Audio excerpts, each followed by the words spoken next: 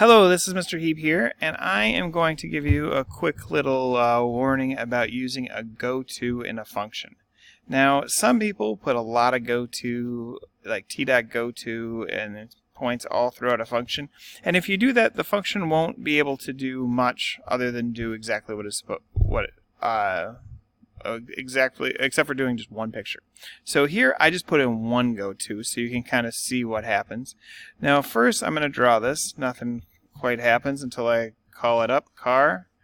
And now if you look, it's going to draw a nice little car. Now I have a goto, just one, that goes to 0, 0. It works, it draws its car, and no big deal.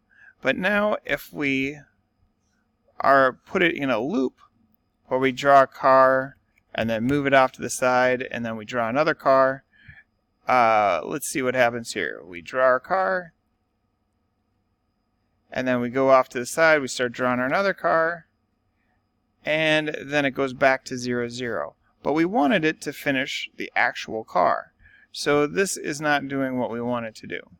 Now, if we would have just continued with forwards and rights and such,